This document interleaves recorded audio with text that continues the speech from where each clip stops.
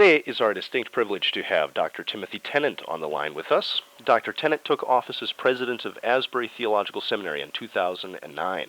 He previously served 11 years as professor of world missions and Indian studies at Gordon Conwell Theological Seminary. Dr. Tennant is the author of several books, including his most recent missiology textbook entitled Invitation to World Missions, a Missiology for the 21st Century. Additionally, Dr. Tennant is a contributor to the highly anticipated Why We Belong, Evangelical Unity and Denominational Diversity, a title which is set to release this coming June. Dr. Tennant, thank you so much for your time today. Thank you. It's great to be here, Jonathan. First of all, Dr. Tennant, as we begin, would you be willing to tell us about some of your recent research work? I know that your administrative duties must keep you extraordinarily busy, but somehow you still find time to do research. Well, all my writing and research is mostly around the intersection of theology and missions or missiology. So most of my books have been either trying to help evangelical Christians to do a better job in religious dialogue, or my book on theology in the context of world Christianity helps to try to listen to voices around the church and how we think about theology and how theology is being shaped by the global church. But since I arrived in Asbury, I did publish a textbook on a Trinitarian missiology called Invitation to World Missions, which tries to look at the whole introduction of missions through a Trinitarian lens. So that's been exciting work, and glad to see that go out. In many ways, I'm assuming that must sort of be a summary of much of the material that you developed as professor at Gordon Conwell. Is that correct? Yes, it was. Though I must admit, it took me many years in my own thinking to actually really come to ask why, in my own theological thinking, why I wasn't more fully Trinitarian in my thinking. So I actually took 2008, I took 6 months off just to kind of work it all out in my own thinking. So it wasn't until 2009 that I began to teach this fully, and I kind of had worked out the whole way it would work. And so it was a bit late in my time at Gordon Conwell that I began to finally get this in my own head. And I see that you continue to teach, at least I believe that's correct, you continue to teach in India every summer. Do those teaching abroad experiences, did that also inform this work? Absolutely. I make several references to that throughout all my writings, and I've been teaching there now regularly for over 25 years. So it's been big formative thought in my own thinking. My own doctoral work is in Indian Christianity, so India's been mostly the kind of part of the world that I've mostly used to think about how global Christianity is shaping the way we think about the gospel and how the gospel is spreading around the world in different ways. So India is a big part of my life. Dr. Tennant, would you be willing to tell us a little bit about this project, Why We Belong, Evangelical Unity and Denominational Diversity, and maybe your part in it? Yeah, I believe it's an attempt to try to better understand how even the evangelical movement is being affected by the spread of it, the growth of it, and just some of the particular challenges, epistemological and otherwise, that are particularly facing evangelical thought. And as you well know, evangelicalism is a movement that we once knew, for example, like under Harold Ockenga or the kind of the earlier Carl Henry consensus, that is pretty well splintered out today to a whole range of different movements. So this is an attempt to kind of rethink this and what are our roles in it. And of course, my role as a Methodist Christian is to ask what contributions do we as Wesleyans have to make as part of the evangelical community back into the 18th century. And then secondly, from a global perspective, what are ways in which the global church is influencing evangelical unity? So those are kind of the things that most concern me. But the book as a whole is trying to reframe evangelicalism for current challenges globally and just in the world of the thought life that we're now facing in people today. In your book on world mission, you discuss, under a chapter titled The Flowering of World Missions, 1910 to the Present, you discuss eloquently the way that world Christianity has exploded. How is that affecting evangelicalism? Well, I think the most profound way it's shaping it is that it's actually emerging as a vibrant stream of historic Christianity apart from any what we would call kind of the historical development of it in the West. And so even something as basic as a category like Protestant Christianity, which we would see evangelicalism as mostly a subset of that, and in some ways some portions of Catholicism, but we're now seeing a fourth branch of Christianity emerge, which is quite dramatic, which is not really connected to any of the traditional themes that are parts that we've seen. So, for example, if you go back to the turn of the 20th century, the number of marginal or Christians that weren't just independent Christians was so small. It was very, very tiny, probably 8 million members globally. Whereas today, that number has ballooned to almost 500 million members, which makes it second only to Roman Catholicism. So there are actually more independent Christians today than there are Protestants or Anglicans or other groups. And so that creates a really emerging new whole branch of Christianity, which we have to reckon with as Christians today. And I just want to make sure that I'm understanding your terminology rightly. When you speak of independent Christians as a missiologist, is this also the way you're identifying evangelicals? That is the group, that is the evangelical movement, these independent Christians you're discussing. Is that correct?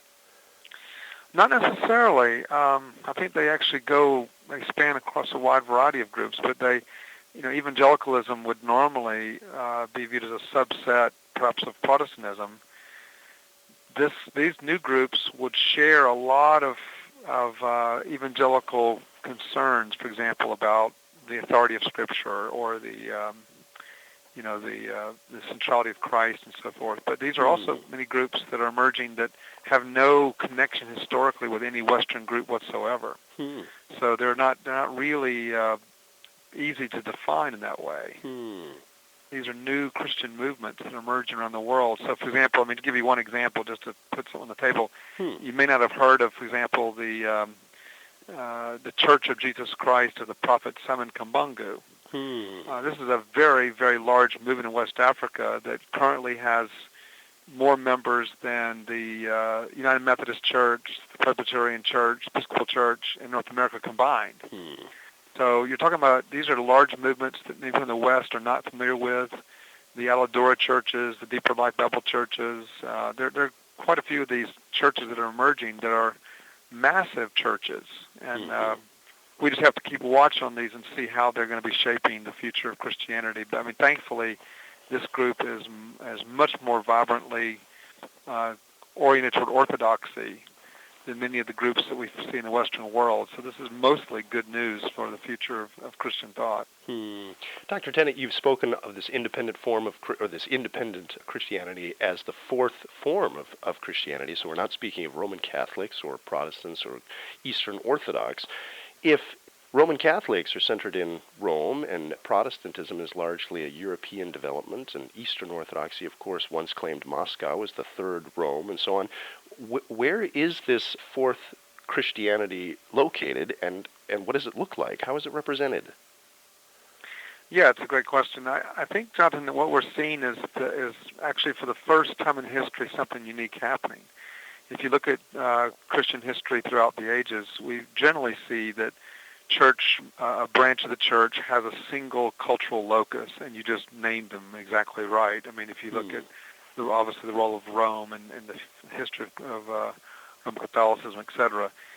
And Protestantism, of course, has shifted over the years to one place or another. But in the case of this new emerging Christianity, we're actually experiencing what the African scholar John Aviti once called multiple centers of universality.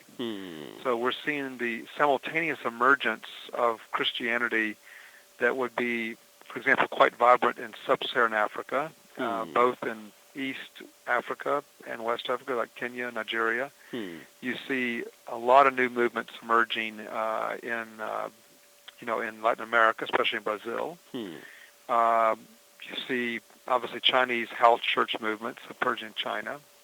And then it goes down from there, like in India and other places. So these are churches that might be everything from an African-initiated church of the apostolic variety to the Fourth Watch churches in the Philippines, the Fill the Gap healing centers in South Africa, the Igreja e Pinta of Brazil, Han churches in China, etc. This is a very, very vibrant multifaceted group, and no one group can claim that they are the single center of this. This is a really eclectic, wide group of Christians.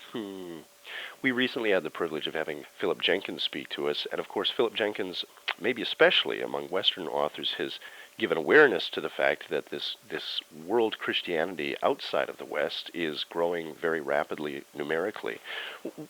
What does this demographic shift mean for the future of theology? How will these demographic changes eventually begin to change the way we do theology? I think it's going to create a situation where we will begin to hear some new themes that will emerge that we have not heretofore really thought about well. Because theology really is nothing more than questions that we answer to the Bible. We ask of the Bible and get answers back. So we have questions that we pose historically to the Bible, and then we get those answers. We systematize them in various ways, and we present a systematic theology. But no one believes, I don't think, that we've asked every question that could be asked of the Bible. So what happens is new questions get asked by the church, and so we begin to look at the Bible differently. So, for example, to give you one example, I did an extensive study of how Christians were looking at the atonement around the world, and found that in the Western world, the atonement was mostly looked at along the axis of guilt and innocence. And so, Christ's death on the cross brought us from being guilty before God to being innocent before God, which of course is true. But what I found in reading Asian writers on the same text is they also identified that the gospel was not simply about guilt and innocence, but also about shame and honor. That he was taking away our shame and having us share in God's honor. And as you go back and look at the text, you'll see, for example, that it was very important that Jesus was not crucified, for example, in some inner courts of the Roman, inner sanctum of where they punished people, but it was actually done publicly. The whole passion is played out publicly. It's all about shaming the garments on Jesus' body, the crown of thorns, the bowing down, the mocking coronation. All of these things were acts of shame, and Jesus was bearing shame. And if you go back to the fall in the Garden of Eden, you see that the fall represented shame, guilt, and fear. And most cultures are often oriented toward either shame or guilt or fear. And the Western world is particularly focused on the guilt part. But in fact, as you read global theology, you begin to see that they are exploring how Christ delivers us from fear as well as from shame and other major themes in human psyche before God. So this is one example of how the global church is really helping us to see things in fresh lights. Dr. Tennant, if you were to be, let's say, the chief editor of a new series of books coming out on global theology, and let's say you were responsible for the methodology that would stand behind a whole series, maybe 10 books on global theology, how would you structure the research project? How is it that we can do a global theology today? Well, I think it depends on the audience. In the work that I did, I actually kept the structure of traditional Western theology, looking at theology, ecclesiology, anthropology, soteriology, etc., the major themes, because that's what the Western church has mostly characterized how we frame theology. And then within those sub-themes, I brought in kind of global voices, and it was able to make sense within the Western kind of world. I think I was publishing a book in another part of the world. We might approach it differently. You might do it through case studies. You might do it through other kinds of ways in which theology is done. Typically, this is a broad statement, but Western theology tends to be top-down. We tend to start with general conceptual categories and then move down to particulars. It goes back to Aristotelian thinking, whereas the Eastern world tends to be more ascending theology, as we call it, where they actually start from more application points and then move up or build from that up to a general concept. So it's approached differently. And I think that if one was going to do a general series, you'd have to really try to figure out what the audience is. I don't think there's such a thing, in other words, of a single kind of book that would actually work well globally all over the world. Dr. Tennant, if I could just take one moment to tell you about an exciting project that we're doing at Moody Bible Institute, which is where I teach. I teach a series of classes on church history called Christianity and Western Culture. And we've recently discovered that thanks to Google Hangouts on Air, these lectures can be broadcasted straight onto YouTube for very little cost. It's a free service that Google offers. And so we're streaming these lectures straight onto YouTube, and viewers from wherever they are can chat in questions that we'll deal with in class and so on. It's a very interesting experiment that Google has enabled. It's a geography-free classroom. And soon we're going to be getting in not just students from everywhere else, but actually it's occurred to us you could get professors from everywhere else too. We can beam in a professor from Los Angeles or from Timbuktu or anywhere. Tell us, if you would, as president of Asbury Theological Seminary, what is it that you might be at liberty to share about the ways that you're trying to encourage the study of global theology as an administrator? We've done a slightly different approach. So I've heard of things similar to what you're doing. That has a lot of value to it. We're actually approaching it a bit differently. We've decided to enter into some particular institutional partnerships around the world. So what we've done is we have so far six. So eventually we're going to have 12, but we have 6 current partnerships with institutions around the world where we have signed memorandums of understanding which will allow us to exchange professors, exchange students, and exchange resources.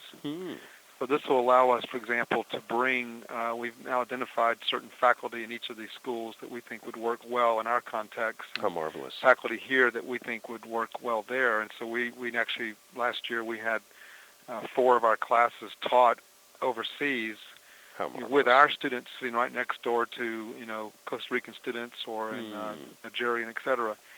And we have 2 of our faculty right now in India teaching. So the idea is that we were actually putting students in that context. I think that really is crucial for our kind of vision for this. I think if you're in India with Indian students or a professor teaching in Costa Rica or Korea, it really does change their appreciation for global Christianity in really fresh ways, because it's so much more than just the information or the data. It's actually the whole context of the people in the church. So we're trying to really develop that. It takes a lot more energy of a full-time person who's just in charge of these global partnerships that helps to facilitate it, because as you can imagine, this kind of thing is a bit intensive. But we do think it's, for us at least, and for graduate education, it seems to be the best way for us to help our students come here and be exposed to the global church. And then we have facilities that we've dedicated here on campus just for visiting professors from around the world who will come here and lecture in our classes, and they have a place to stay, and we give them, a meal plan, and so it's a nice reciprocal relationship where we are really hoping to both give and receive, and try to make it into a two-way street much as possible. How marvelous. Dr. Tennant, would you be willing for a moment or two to speak about the current state of the ecumenical movement as you see it? You've done a THM at Princeton University on ecumenics. Would you just be willing to speak to where we stand in the ecumenical process and where evangelicalism may stand in that? Yeah, it's a great question. I think that the most remarkable ecumenical movement of the 20th century doesn't appear in books about ecumenics, which is in itself interesting. And I've actually seen quite a few textbooks on ecumenics that never mention the Lausanne movement. And so I think that the World Council of Churches and some of the ecumenical type official gatherings like that often overshadow the deeper kind of ecumenism that's going on in some of the collaborative work like the Lausanne. And I'm very, very impressed with what the Lausanne movement has done. I was in South Africa in 2010 for the 100th anniversary of the Edinburgh Conference, and that was, I think, the largest, most diverse gathering of Christian leaders in the history of the church.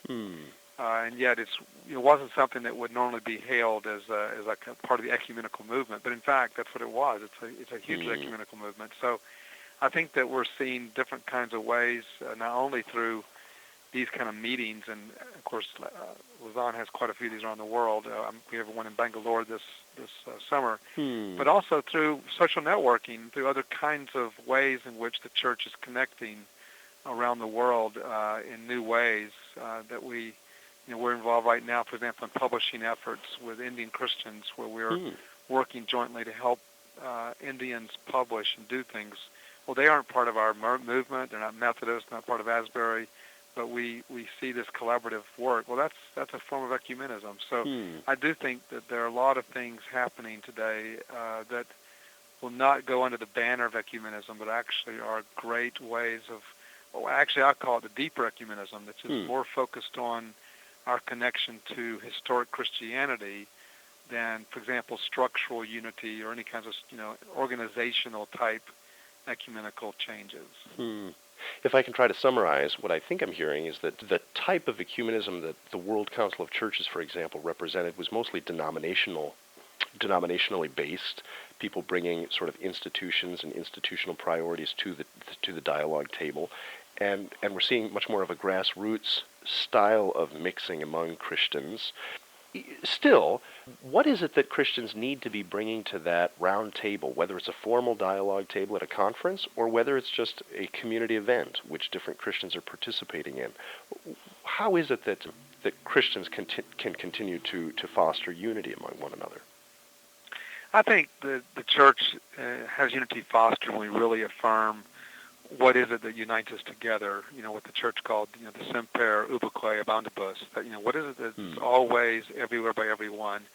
And, of course, that's been found in great creedal confessions like the Apostles' Creed, Nicene Creed. It's ultimately, of course, in Christ himself. So I think the key to ecumenism, in my mind, has never been to erase distinctions, but is to actually celebrate how we're different, but yet how we share a common core in the gospel, in historic confessions of the faith. So in our background, we find the creedal confessions to be great unifying documents that bring us together in very powerful ways. And so I get together with Indian Christians who affirm the same Nicene Creed that we affirm. That's a very powerful ecumenical point, even though they may be very different for us in a lot of other particulars. And so that distinction between the kerygma or the core of the gospel versus the adiaphora, the non-essentials, is very crucial for ecumenism. What Wesley used to call the Catholic spirit, what he called it, but learning to find that unity, even though we don't let that go into doctrinal laxity or not caring about core doctrines, but just appreciating the diversity of the church. And if I can ask just one last question, which certainly relates to this past question, despite the tremendous variety of the expressions of Christianity around the world, what is it that gives the church its unity? Well, the unity comes historically through first Jesus Christ, a common transformation through Jesus Christ, through redemption. I think it has to be Christ-centered, cross-centered. It must be Trinitarian. I think we are united on both the person and work of Christ, and so the creeds celebrate the work of Christ. And so to me, we're really focused on how Christ unifies the church, and that's really the basis for that unity. I don't think we can find that unity merely in social activities or kind of generic concerns for people. I think we have to really see it rooted in the gospel, because ultimately it's the gospel which unites us. And the church historically had said that the church exists where the gospel is preached and sacraments are given, which did imply that it was focused on a core message and the fact that we weren't going to forsake the fact that we would belong to the church. There was a unity of the church itself that was crucial.